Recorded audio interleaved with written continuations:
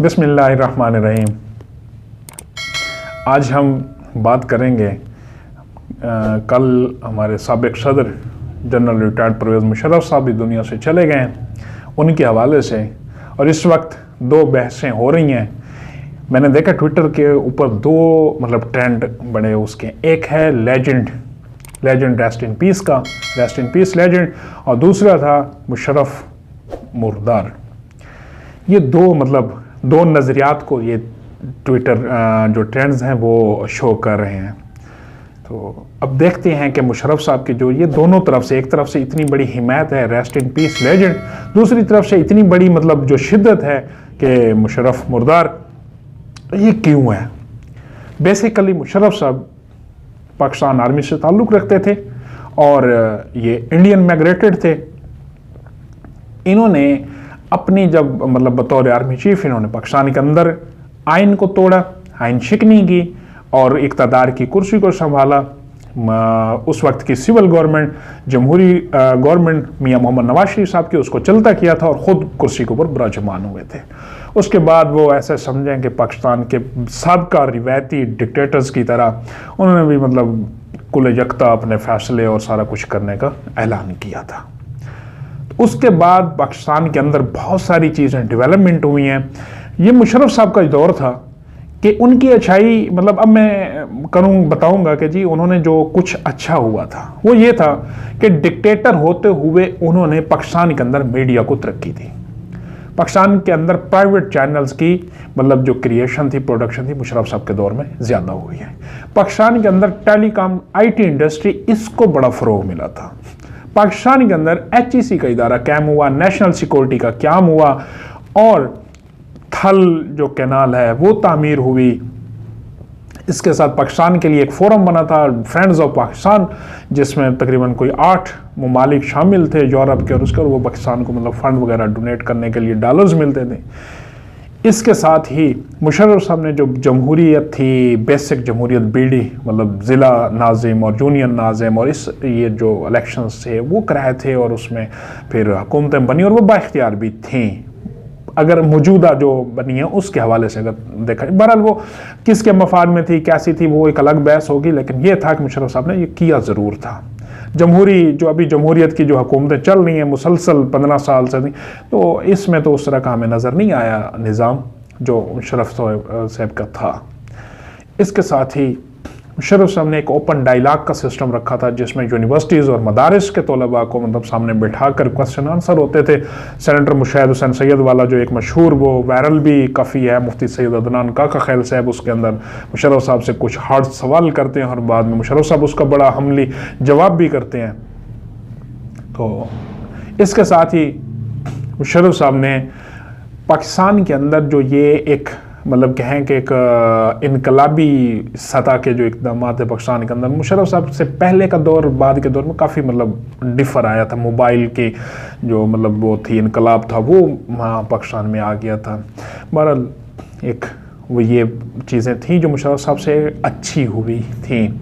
और जब इंडिया के साथ कश्मीर के ऊपर मुज़ाकरात का, उसमें भी ये था कि बहरहाल उससे पहले वाजपेयी और नवाज शरीफ साहब के दरमियान कुछ चीज़ें हो गई थी। उसी दौर में वाजपेयी नवाज शरीफ का ही दौर था, जब मीनार पाकिस्तान पर वो तशरीफ़ लाए थे, लेकिन बाद में फिर ये सिलसिला ठप हो गया था और मुशर्रफ साहब के होते हुए फिर दोबारा से इसके अंदर कुछ चीज़ें डेवलपमेंट हुई थी।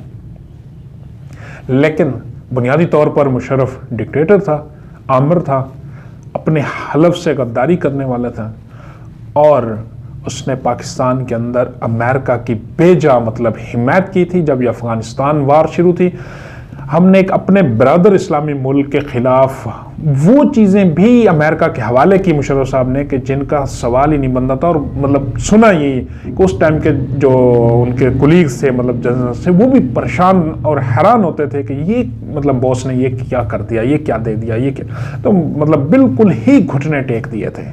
और टोटली तौर पर जो है अफ़गानिस्तान के ऊपर पाकिस्तान को एक इत्तेहादी बनाया था अमेरिका का, और उसने बड़ा नुकसान हुआ था। और उसी वार का नतीजा है कि आज पाकिस्तान के अंदर भी वो शिद्दत और वो जो दहशत गर्दाना कार्रवाइयाँ हैं, तो वो अपने अरूज पर फिर पहुंची हैं। इसमें पाकिस्तान ने अरबों डॉलर्स का नुकसान किया, हज़ारों जानें गई।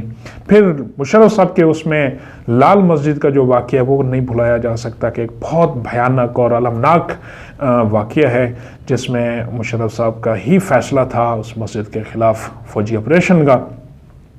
कई कीमती जानें उसके अंदर चली गई। और इस तरह फिर बुगटी साहब, जो कि एक बड़े कबायली सरबराह थे और बलूचिस्तान के अंदर उनका एक मजबूत मतलब वो गढ़ था, उनके चाहने वाले थे, तो बजाय इसके कि उनके साथ कोई जमहूरी मतलब तरीका इख्तियार किया जाता, अगर वो नाराज़ भी थे या बागी भी थे, लेकिन उनको हिट किया गया और मतलब मार दिया गया। इसी तरह मुशर्रफ साहब के ही दौर में मतलब मज़हब जो पासपोर्ट है इसके अंदर से मज़हब का खाना ख़त्म किया गया था, और इसके पीछे भी एक शायद कादियानी लाबी का वो था, मुशर्रफ के साथ प्रेशर था, उन्होंने ये काम कराया। एक और चीज़ मैराथन रेस का, जो कि एक मतलब मखलूत मैराथन रेस थी मर्द औरतों की, उसका आगाज़ किया गया था। बहरहाल उस वक्त जो उलमा थे और MMA थी, उसने पुरजोर अपनी मतलब एहतजाज और उसकी काल के ऊपर इसको बाद में मतलब ख़त्म करना पड़ा था। पाकिस्तान के अंदर सेफ गेम्स और रोशन बख्शन ये एक मतलब इवेंट वगैरह कराया गया था। तो मुशर्रफ साहब उसके बाद उनका दौर ख़त्म होता है। जरदारी साहब के ही जब ये मतलब मुहतरमा बेनज़ीर भुट्टो की जो शहादत है उसको भी मुशर्रफ साहब के साथ ही जोड़ा गया था। बहरहाल उसमें से कुछ शवायद हैं, कुछ नहीं है।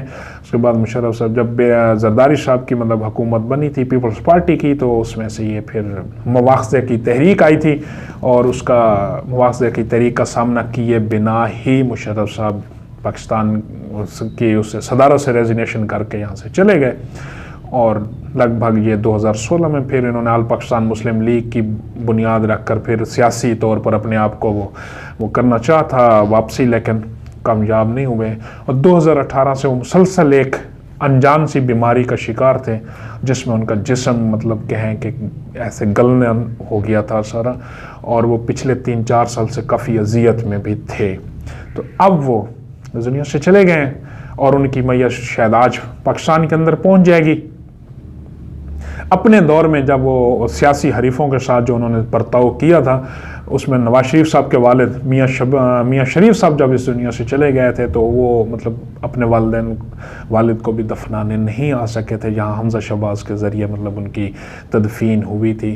लेकिन आज जब दोबारा पाकिस्तान मुस्लिम लीग नून के ही मतलब सरबराह जो हैं सदर हैं शहबाज शरीफ साहब, वो वज़ीर आज़म हैं, लेकिन उन्होंने रुकावट नहीं डाली। उन्होंने कहा कि मुशर्रफ साहब की मैयत को आना चाहिए।